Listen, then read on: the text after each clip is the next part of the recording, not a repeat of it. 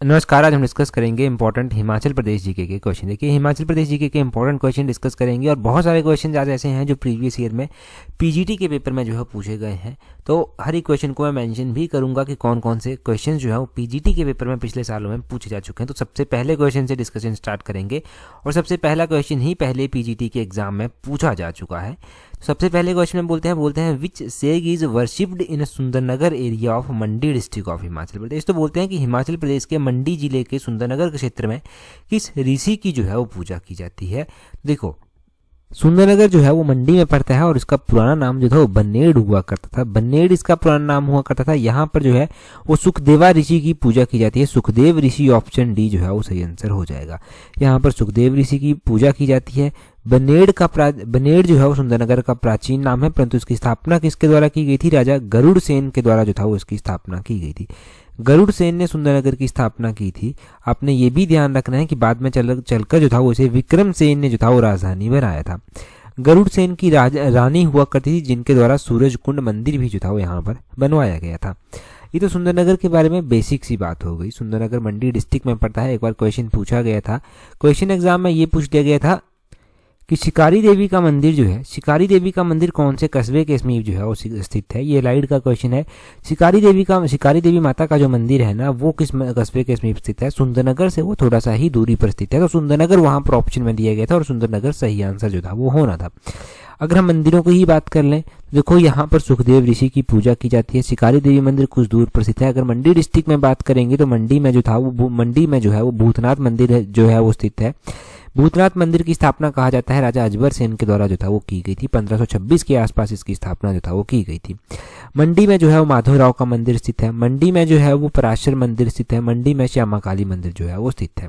ये मंदिर आपने मुख्य रूप से ध्यान रखने हैं। और आपने सुकेत के बारे में जान लिया। सुकेत के बारे में आपको ये बेसिक सी बात पता होनी चाहिए कि सुकेत से ही अलग मंडी हुआ था और सुकेत के ही राजा हुआ करते थे, जिनके द्वारा जो था वो सुंदरनगर शहर की स्थापना की गई थी। राजा का नाम तो आपने जान लिया है। अगला क्वेश्चन देखते हैं हमारे पास क्या पूछा गया है। अगला क्वेश्चन, अगर देखो पीजीटी की टेस्ट सीरीज आपको प्रैक्टिस करनी है ना, तो नीचे डिस्क्रिप्शन बॉक्स और कमेंट बॉक्स में लिंक दिए गए हैं, वहां से आप इजीली प्रैक्टिस कर सकते हैं, वहां से अवेल कर सकते हैं, प्रैक्टिस कर सकते हैं। बहुत अच्छी प्रैक्टिस आपकी हो जाएगी। अगला क्वेश्चन देखिए, बोलते हैं from which of the following does river Pabbar originate. तो पब्बर जो कि एक यमुना की सहायक नदी है। अब पूछ लिया गया है कि पब्बर नदी जो है वो कहाँ से निकलती है। ये क्वेश्चन भी बेसिक प्रीवियस एग्जाम्स में पूछा जा चुका है, जैसे कि क्लरिकल के एग्जाम्स में पूछा जा चुका है। मेनली ये एलाइड और एचएस के एग्जाम में भी पूछा जा चुका है। तो पब्बर नदी जो है वो चंद्रनाहन झील से निकलती है। ऑप्शन डी जो है वो सही आंसर है। चंद्रनाहन झील से जो है ये निकलती है। चंद्रनाहन लेक कहाँ पर स्थित है? क्वेश्चन ये बनता है शिमला में जो है ये स्थित है। शिमला में यहाँ से ये निकलती है। यमुना की मुख्य सहायक नदी है, परंतु यमुना में जाने से पहले पब्बर जो है वो टॉन्स में जा मिलती है। टॉन्स में जा मिलती है तो टॉन्स फिर बाद में चलकर जो है वो यमुना में मिलती है। टॉन्स नदी के बारे में अगर किसी को कुछ पूछना है तो वो ये पूछ लेता है कि टॉन्स नदी जो है वो यमुना के साथ जाकर कहाँ पर मिलती है। टॉन्स नदी यमुना के साथ जाकर यमुना को ज्वाइन करती है कलसी नामक स्थान पर। ये भी आपने ध्यान रखना है, कलसी नामक स्थान पर ये जाकर जो है वो ज्वाइन कर लेती है। यमुना नदी जो कि हिमाचल प्रदेश की सबसे छोटी नदी है इन टर्म ऑफ जो डिस्टेंस यहाँ पर ये कवर करती है। और दिल्ली शहर जो है, दिल्ली शहर कह लीजिए आपकी, यमुना नदी के किनारे जो है वो स्थित है। सतलुज नदी यमुना नदी हिमाचल प्रदेश में एंटर करती है खादर मांझी नामक स्थान पर और हिमाचल प्रदेश को ये ताजेवाला के समीप छोड़ देती है, हरियाणा में जाकर एंटर करती है। इसका वैदिक नाम जो है वो कालिंदी जो है वो इसका वैदिक नाम है। इसकी जो मुख्य रूप से सहायक नदियां हैं उसमें जो है वो पब्बर आ जाता है, टॉन्स आ जाता है, गिरी आ जाता है, जलाल आ जाता है, मारकंडा, आंध्रा और असनी। ये आपने ध्यान रखना है। आंध्रा भी इंपॉर्टेंट है। आंध्रा आपने ध्यान रखना है कि इसकी एक इंपॉर्टेंट सहायक नदी है यमुना की। अगला क्वेश्चन देखें जी। अगले क्वेश्चन में क्या बोलते हैं who is the author of Lahaul Spiti a forbidden land in Himalayas. तो किताबों के बारे में तो क्वेश्चन 100% श्योर होता है कि अगर आपने किताबें याद की हुई हैं तो ऑप्शन आपके एलिमिनेट होंगे, आपके क्वेश्चन सॉल्व होंगे। कई बार किताबें टफ पूछ ली जाती हैं। यहाँ पर जो किताब पूछी गई है ये टफ है और ये प्रीवियसली पीजीटी के एग्जाम में पूछी गई थी। ये आपने ध्यान रखना है। अब देखो इस तरह के क्वेश्चन आपको टेस्ट सीरीज में भी प्रैक्टिस करने को मिलेंगे। अभी हम बात करते हैं इस क्वेश्चन की। अभी देखो किताबों की जब बात हो रही है ना, तो ये किताब लिखी गई है S.C. वाजपेयी के द्वारा। ऑप्शन ए जो है वो सही आंसर है। S.C. वाजपेयी के द्वारा ये किताब लिखी गई है। यहाँ पर ऑप्शन में राम राहुल दिया गया है, तो आपने ज़रूर पढ़ा होगा इनको। इनके द्वारा किताब लिखी गई है हिमालयन बॉर्डरलैंड किताब। हिमालयन बॉर्डरलैंड किताब जो है वो इनके द्वारा लिखी गई है, ये आपने ध्यान रखना है। हिमाचल की कौन कौन सी ऐसी किताबें हैं जो आपको याद रखनी है? आपने ध्यान रखना है कि हिमाचल अतीत, वर्तमान और भविष्य एक झलक किताब देवराज शर्मा के द्वारा लिखी गई है। आपने ये भी ध्यान रखना है कि राहुल संकृत्यान के द्वारा लिखी हुई किताबें बहुत बार एलाइड के एग्जाम में पूछी गई हैं।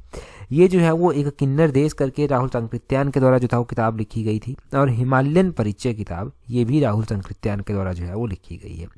MS रंधावा की किताब आपने ध्यान रखना है, कांगड़ा पेंटिंग जो है वो MS रंधावा की किताब है।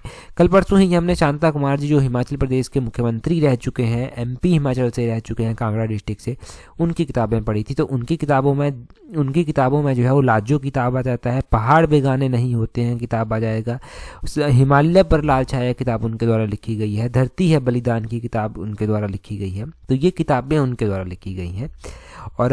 और भी कोई अगर राइटर आपको ध्यान रखने हैं जो इम्पोर्टेंट वन है, तो आपने एक राइटर ज़रूर ध्यान रख लेने हैं, वो है यशवंत सिंह परमार जी। ये हिमाचल प्रदेश के पहले मुख्यमंत्री रह चुके हैं। इनके द्वारा पॉलिएंड्री इन हिमालयाज़ किताब जो है वो एक लिखी गई है, पॉलिएंड्रीज इन हिमालयाज़ किताब। और दूसरी किताब जो इनके द्वारा कोई लिखी गई है जो आपको याद रखनी है, वो कौन सी किताब है जो इनके द्वारा लिखी गई है और एग्ज़ाम में पूछी जाती है? तो परमार साहब के द्वारा जो है वो एक किताब और लिखी गई है जिसका नाम है Himachal Pradesh its shape and status. ये आपने ध्यान रखना है, Himachal Pradesh its shape and state, ये किताब इनके द्वारा लिखी गई है। तो दो किताबें आपने जान ली, एक पॉलिएंड्री इन हिमालयाज और दूसरी किताब भी जान ली। अगला क्वेश्चन देखते हैं हमारे पास क्या पूछा गया है। आगे बोलते हैं हमारे पास, in which of the following district is Pauri fair popular. तो पौरी फेयर कहाँ पर मनाया जाता है, कहाँ पर जो है वो पॉपुलर है? पौरी बड़ा ही कॉमन सा मेला है, और ये मेला जो है फेयर आप कह लीजिए, ये मेला कहाँ पर मनाया जाता है? लाहौल स्पीति डिस्ट्रिक्ट में जो है वो मनाया जाता है। कौन से डिस्ट्रिक्ट में मनाया जाता है? लाहौल स्पीति डिस्ट्रिक्ट में मनाया जाता है। ऑप्शन डी जो है वो सही आंसर हो जाएगा। अब लाहौल स्पीति में मनाया जाता है, चलो सही बात है कि लाहौल स्पीति में मनाया जाता है, परंतु लाहौल स्पीति में अकेला यही नहीं मनाया जाता, लाहौल स्पीति में और भी इंपॉर्टेंट फेयर फेस्टिवल जो है वो मनाए जाते हैं। जैसे कि फॉर एग्जांपल कौन कौन से जो है वो मनाए जाते हैं? पौरी तो मनाया जाता है, लदराचा यहाँ पर मनाया जाता है, लदराचा आपने ध्यान रखना है। यहाँ पर जो है वो गोची फेस्टिवल मनाया जाता है। एक फेस्टिवल ऐसा है जो अभी आपने पढ़ा होगा कि लाहौल स्पीति में मनाया जाता है, परंतु उसको डिटेल से बताता हूँ। शिशु फेयर जो है वो लाहौल स्पीति में मनाया जाता है, परंतु कौन से महीने में मनाया जाता है?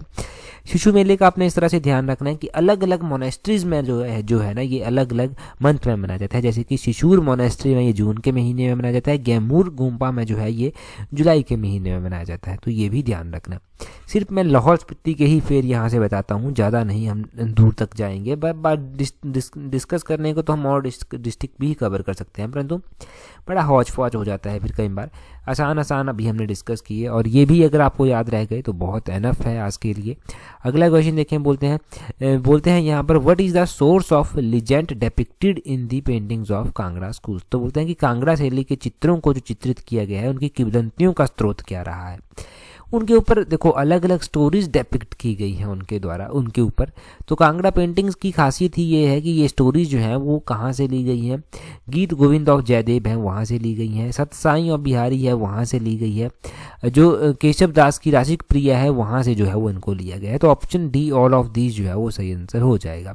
यहाँ सभी से जो है वो उनको लिया गया है। अभी आपने देखो एक इंटरेस्टिंग फैक्ट बताता हूँ कि ब्रजेश्वरी देवी मंदिर जो है वो कहाँ पर स्थित है? ये डिस्ट्रिक्ट कांगड़ा में स्थित है। यहाँ पर एक मूर्ति है, मैंने टेलीग्राम पर भी डाला था, अगर आप टेलीग्राम पर न्यूज़ पढ़ते हैं ना, जो हमारा न्यूज़ वाला चैनल है, तो वहाँ से आपको पता चला होगा इसके बारे में। क्या हुआ, यहाँ पर वो बाबा भैरव जी की जो है मूर्ति है। अब भैरव बाबा की जो यहाँ पर मूर्ति है ना, कहा जाता है कि जब भी कोई बड़ी विपत्ति कोई आपदा आनी होती है तो बाबा भैरव को ना पसीना आना शुरू हो जाता है। अब ऐसा ही सेम सिनेरियो हुआ है। देखो यहाँ पर क्या हुआ, यहाँ पर ना बाबा भैरव की मूर्ति को जो है वो पसीना आ गया। अब पसीना यहाँ पर आया तो ये शुभ संकेत जो है वो नहीं माने जाते हैं कि कुछ मतलब ऐसा माना जाता है इस तरह से कि ये चीज़ें शुभ नहीं है। और पंडितों के द्वारा खैर पूजा अर्चना भी की गई ताकि शांति बनी रहे और कृपा बनी रहे भगवान की। यहाँ पर पूजा अर्चना भी की गई। या बाकायदा कभी मंदिर गए होंगे ना, तो मंदिर में जब आप प्रवेश करते हैं ना, तो वहाँ पर साथ में ही एक साइड को बाबा जी की मूर्ति देखने को मिलेगी, बाबा भैरव की, और वहाँ पर बाकायदा ये लिखा भी गया है पूरी की पूरी बात की किस तरह से बात होती है। और माना जाता है कि चमत्कारी मूर्ति जो है वो लगभग 5000 वर्ष पुरानी जो है वो मूर्ति ये मानी जाती है। 1905 में जब कांगड़ा में भारी भूकंप आया था, जहाँ से बहुत ज़्यादा नुकसान हुआ था, बहुत सारी जानें गई थी, बहुत सारा नुकसान हुआ था, तो वो भूकंप जो आया था ना, इसके बात जो है वो 1970 की बात है। 70 के दशक में जो था वो क्या हुआ था, बाबा भैरव को जो था वो पसीना आया था। और उस दौरान क्या हुआ था, 70 के दशक की ये बात है कि कांगड़ा मार्केट में जो था वो आग लगी थी और आग से शायद काफ़ी नुकसान हुआ होगा, तब उस दौरान जो था वो पसीना आया था।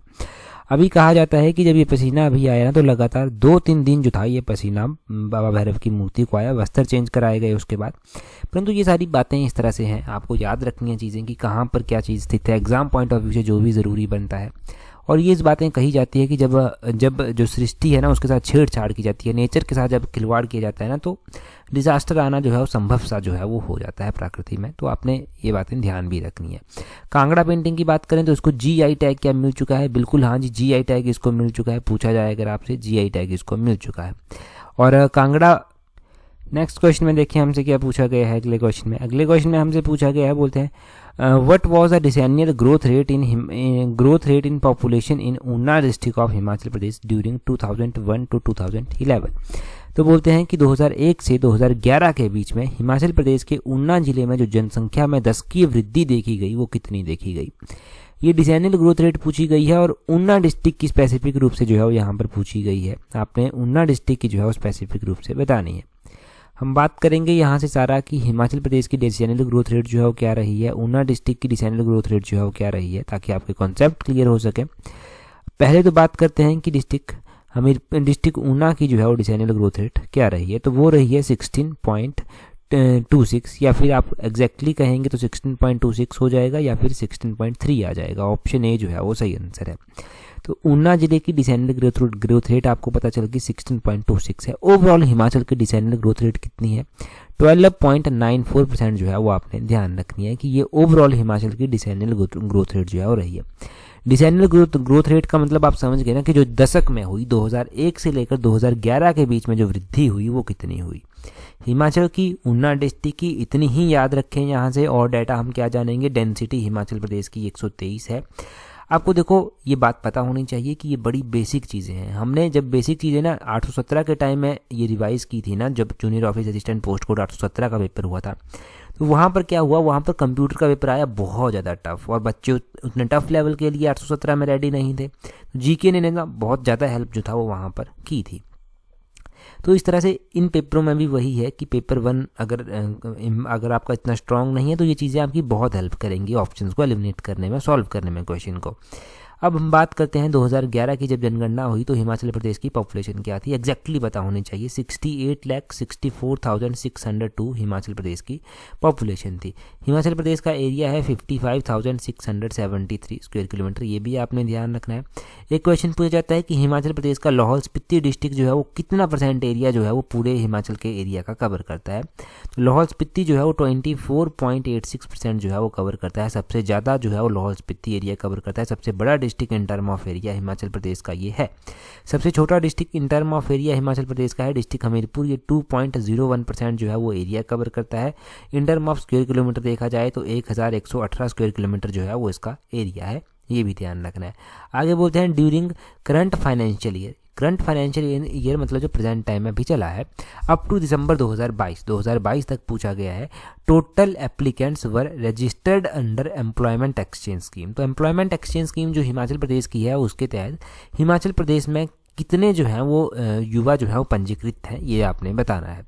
अगर हम बात करें तो हिमाचल प्रदेश में बेरोजगारी के हाल आप खुद जो है हम अपनी आंखों से देख रहे हैं कि क्या है। डाटा तो बहुत ज़्यादा भी हो सकता है, परंतु जो ऑफिशियल डाटा है हम उसकी बात करते हैं, वो है 1,41,011, 1,41,011 जो है ये डाटा है। ऑप्शन ए सही आंसर हो जाएगा। अगर हम बात करें यहाँ से कि किस तरह से पूरी बात है ड्यूरिंग फाइनेंशियल ईयर, अगर हम बात करते हैं 2022 तक, तो 1,41,011 एप्लीकेंट्स ऐसे हैं जो रजिस्टर्ड हैं एम्प्लॉयमेंट एक्सचेंज में, और इनमें से जो है वो 821 जो प्लेसमेंट्स हैं ना वो सरकार के द्वारा करवाई गई हैं गवर्नमेंट सेक्टर में, और 1339 ये जो है ये प्लेसमेंट्स ये नोटिफाइड वैकेंसी सरकार के द्वारा निकाली गई। 7,047 प्लेसमेंट जो था वो प्राइवेट सेक्टर में कराई गई, और 13,600 नोटिफाइड वैकेंसीज जो हैं वो वहाँ पर हैं। आपको लग रहा होगा कि ये डाटा इंपॉर्टेंट नहीं है, परंतु खासकर कितने यहाँ पर रजिस्टर्ड है वो डाटा इंपॉर्टेंट है। ऐसे क्वेश्चंस पहले सिनेरियो में पूछे गए हैं एग्जाम में। आपने ध्यान रखना है यहाँ से कुछ और भी कि अनएम्प्लॉयमेंट का जो अलाउंस होता है ना सरकार वो भी देती है, जिसको बेरोजगारी भत्ता कहा जाता है। अब सरकार अनएम्प्लॉयमेंट यूथ को जो है वो स्टेट के 1,000 रुपया पर मंथ जो है वो देती है। अगर वो 50% और मोर जो है उनकी डिसेबिलिटी है तो सरकार उनको 1,500 रुपया जो है वो देती है। ये आपने ध्यान रखना है। अंडर ये जो सरकार के द्वारा अनएम्प्लॉयमेंट अलाउंस स्कीम चलाई गई है, बेरोजगारी भत्ता स्कीम जो सरकार के द्वारा चलाई गई है, इसमें क्या होता है फिर से सुन लीजिए कि सरकार अलाउंसेस देती है एलिजिबल अनएम्प्लॉयमेंट, एलिजिबिलिटी इसमें रखी गई होती है। तो एलिजिबल जो अनएम्प्लॉयमेंट यूथ होते हैं उनको 1,000 पर मंथ मिलेगा। 50% और उससे ज़्यादा जो है कोई इसमें जो है वो फिजिकली चैलेंज्ड है तो उसको 1,500 मिलेगा और 2 सालों तक जो है ये दिया जाएगा, उससे ज़्यादा नहीं दिया जाता, 2 साल के पीरियड तक ही ये दिया जाता है। ये आपने ध्यान रखना है। अगला क्वेश्चन देखें। अब अगला क्वेश्चन जो है क्या पूछा गया है, बोलते हैं अगले क्वेश्चन में बोलते हैं which of the following mineral found near Ranwar and Ropa in Kinnaur district. तो बोलते हैं कि निम्नलिखित में से कौन सा खनिज किन्नौर जिले के रनवर और रोपा के पास पाया जाता है। अगर हम बात करते हैं ना कि किन्नौर जिले की, तो किन्नौर जिले में बहुत सारे आपको मिनरल्स देखने को मिल जाएंगे कि जो रेयर मिनरल्स होते हैं वो भी वहाँ पर देखने को मिल जाते हैं। आपने वो मिनरल्स उतनी ज़्यादा क्वांटिटी में तो नहीं मिलते कि उनको बहुत ज़्यादा एक्सप्लॉइट किया जा सके, परंतु रेयर मिनरल्स यहाँ पर मिल जाते हैं, थोड़ी थोड़ी मात्रा में यहाँ पर मिनरल्स मिलते हैं। यहाँ पर जो मिनरल पाए जाते हैं रनवर और रोपा वैली में, वो मिनरल है कॉपर। कॉपर ऑप्शन ए जो है वो सही आंसर है, ऑप्शन ए जो है वो सही आंसर है। वैसे तो कॉपर्स की अदर स्टेट्स में बहुत बड़ी बड़ी माइंस हैं, उतनी बड़ी माइंस हमारे पास यहाँ पर नहीं है, हमारे पास तो बस रेयर मात्रा में थोड़े थोड़े देखने को मिल जाते हैं। एक क्वेश्चन हमने टेस्ट सीरीज में भी डिस्कस किया था, अगर जल्दी से आप क्वेश्चन तक अपना माइंड पहुंचा पा रहे हैं तो वो कौन सा था, पीजीटी वाले बच्चों को पता होगा। वो क्वेश्चन था तंगलिंग खड्ड का। तंगलिंग खड्ड में जो है वो कौन सा मिनरल जो है वो पाया जाता है, ये क्वेश्चन हमने वहाँ पर डिस्कस किया था। तंगलिंग खड्ड में मिनरल की अगर हम बात करें तो वहाँ पर जो है वो पाया जाता है माइका। माइका वहाँ पर पाया जाता है। ये जो तंगलिंग खड्ड है ना, तंगलिंग खड्ड किन्नौर में है और यहाँ पर माइका जो है वो पाया जाता है। ये आपने ध्यान रखना है। रनवर और रोपा का पता चल गया। रोपा वैली कहाँ पर स्थित है, किन्नौर में स्थित है, ये भी ध्यान रखना है। सांगला वैली कहाँ पर स्थित, तो सांगला वैली जो है ये भी किन्नौर में स्थित है। सांगला वैली को बसपा वैली भी जो है वो कहते हैं, बसपा घाटी के नाम से भी इसको जाना जाता है। अगला क्वेश्चन देखते हैं जी हमारे पास क्या पूछा गया है। नेक्स्ट क्वेश्चन में बोलते हैं which of the following pass falls between Lahaul और झांसकर रेंज। बोलते हैं कि इनमें से कौन सा दर्रा ऐसा है जो लाहौल और झांसकर रेंज के बीच में जो है वो पाया जाता है। जो लाहौल और झांसकर रेंज के बीच में इनमें से कोई दर्रा पाया जाता है तो वो दर्रा कौन सा है, वो है सिंघदकौन दर्रा। सिंघदकौन पास जो है ये पाया जाता है कौन सी वैली में, लाहौल और झांसकर की श्रेणी में जो है ये पाया जाता है। ऑप्शन बी जो है वो सही आंसर हो जाएगा। ऑप्शन बी सही आंसर है। चलो सही बात है कि ऑप्शन बी सही आंसर हो गया। अब देखो सिंघदकौन दर्रा जो है ना, ये आपने ध्यान रखना है कि लाहौल और झांसकर रेंज के बीच में जो है वो पड़ता है। हमारे पास और भी दर्रे इंपॉर्टेंट हैं जो एग्जाम पॉइंट ऑफ व्यू से इंपॉर्टेंट है, जैसे कि कुगती दर्रा हो गया। कुगती दर्रा जो है वो लाहौल और भरमौर के बीच में जो है वो स्थित है, ये आपने ध्यान रखना है। हमारे पास जो है शिवालिंग दर्रा जो है वो यहाँ पर दिया गया है। ये दर्रा कहाँ पर स्थित है, तो ये दर्रा जो है वो किन्नौर जिले में जो है वो स्थित है, ये आपने ध्यान रखना है। एग्जाम में पूछा गया था किसी एग्जाम में, किन्नौर जिले में ये स्थित है। कालीछो दर्रा की अगर हम बात करते हैं कि कालीछो दर्रा जो है वो कहाँ पर स्थित है, तो कालीछो भी एक इंपॉर्टेंट दर्रा है और कालीछो दर्रा भी लाहौल और भरमौर को आपस में जोड़ता है, ये इनके बीच में स्थित है। ये भी आप कह सकते हैं, ये कुगती हो गया, कालीछो हो गया। के से दोनों आपको ध्यान रख लेने हैं कि लाहौल और भरमौर के बीच में स्थित है, ये आप कह सकते हैं, या फिर लाहौल और भरमौर को आपस में जोड़ते हैं, ये भी आप कह सकते हैं। अच्छा, लाहौल और भरमौर को क्या कोई और दर्रा भी जोड़ता है, तो एक छोबू दर्रा आपने पढ़ा है, छोबू दर्रा ये भी जोड़ता है लाहौल और भरमौर को। आपने ध्यान रखना है कि जो भरमौर साइड है या फिर चंबा साइड है उसको पांगी साइड से कौन सा दर्रा जोड़ता है, तो चंबा साइड को पांगी से जो है वो साच दर्रा जोड़ता है। साच दर्रा बहुत इंपॉर्टेंट है, साच पास वेरी इंपॉर्टेंट दर्रा। अगला क्वेश्चन देखते हैं हमारे पास क्या पूछा गया। अगले क्वेश्चन में बोलते हैं which court poet of Jubbal wrote Lalit Kavyam. तो देखो ललित काव्यम जो था वो किस के द्वारा जो था वो लिखी गई थी, जुब्बल के किस दरबारी कवि ने जो था वो ललित काव्यम लिखा था, तो ये लिखा गया था कन्हैया लाल शर्मा के द्वारा। ऑप्शन डी सही आंसर है। ये क्वेश्चन है हमारी एलाइड टेस्ट सीरीज में भी कवर हुआ था। एलाइड टेस्ट में आप अगर आपको उसको अवेल करना चाहते हैं, ज्वाइन करना चाहते हैं, तो उसका लिंक भी नीचे डिस्क्रिप्शन बॉक्स में दिया गया है, ज्वाइन कर सकते हैं। डेफिनेटली आपको हेल्प मिलेगी जब शेड्यूल्ड वे में आप तैयारी करेंगे। अब देखिए यहाँ पर बात हो रही है कोर्ट पोएट ऑफ जुब्बल। बोलते हैं जिन्होंने ललित काव्य में लिखा था वो थे कन्हैया लाल शर्मा। और देखो इस तरह के क्वेश्चन ना पूछे गए हैं। एनटी का जब मेंस होता था, एमसीक्यू बेस्ड क्वेश्चन में जब NT के मेंस में पूछे थे तो वहाँ पर पूछे गए। HS का मेंस एक बार ऐसा होता था पहले जिसमें जीके का सेक्शन जो आता था ना, उसमें जैसे क्वेश्चन पूछ लिया गया जीके का कि which of the following court poet wrote Lalit Kavyam, तो इस तरह से पूछ लेंगे कुछ भी क्वेश्चन करके, तो वो उसका आंसर आपको सिर्फ करना था कन्हैया लाल शर्मा लिखकर बात खत्म करनी थी। वैसा मेंस भी पहले होता था। तो वैसे एग्जाम्स में ये क्वेश्चन पूछे गए हैं। वैसे एग्जाम्स में ये क्वेश्चन जब पूछे गए हैं तो इंपॉर्टेंट है आपके लिए। यहाँ से ही ना मिलते जुलते हमारे पास बहुत सारे क्वेश्चन बन सकते हैं। वो पूछ सकता है पूछने वाला कि कन्हैया लाल शर्मा जिनके द्वारा ललित काव्यम लिखा गया था वो कहाँ के कोर्ट पोएट थे। क्वेश्चन इनफैक्ट पूछे भी गए हैं। तो वो जुब्बल के जो था वो कोर्ट पोएट थे। कोर्ट पोएट थे वो किसके? जुब्बल के। क्वेश्चन पूछने का सारा ढंग है कि आगे पीछे कर क्वेश्चन को बनाना है।